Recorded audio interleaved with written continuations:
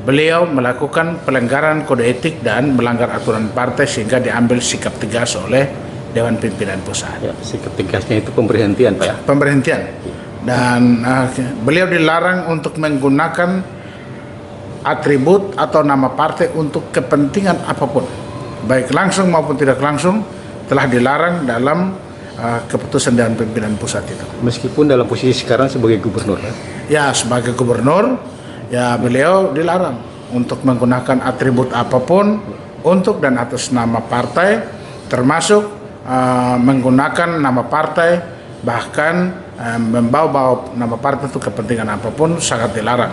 Dan itu perintah, sehingga kami memastikan seluruh proses yang terjadi di bawah harus ditaati dan kemudian harus dilakukan. Karena risiko, ya beliau mengambil sikap untuk keluar dari partai ini, itu artinya beliau telah melawan kehendak dan keputusan partai, sehingga risiko yang ditimbulkan akibat keputusan Dewan Pimpinan Pusat ditanggung oleh Pak Murad sendiri. Ya. Pak, mohon maaf, ini ada informasi itu sempat tegang di Jakarta waktu beliau diminta klarifikasi oleh. Iya, benar. Dewan Pimpinan Pusat itu kan ingin untuk mengklarifikasi, bahkan Dewan Pimpinan Pusat juga menginginkan bahwa Pak Murad ini sebagai seorang kader, anggota yang potensial, karena dia ini kader yang adalah Gubernur Maluku. Kita minta klarifikasi untuk beliau harus menyampaikan kira-kira apa yang menjadi sebab.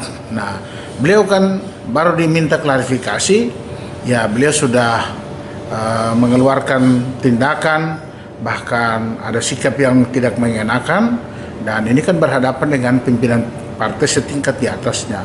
Oleh karena itu, mesti beliau menjaga kehormatan, menjaga etika di dalam proses-proses dimintai keterangan atau klarifikasi. Beliau langsung mengeluarkan nada emosi, suara keras, dan kemudian partai mengonfirmasi tentang aturan partai pun beliau menyampaikan bahwa tidak membaca aturan partai.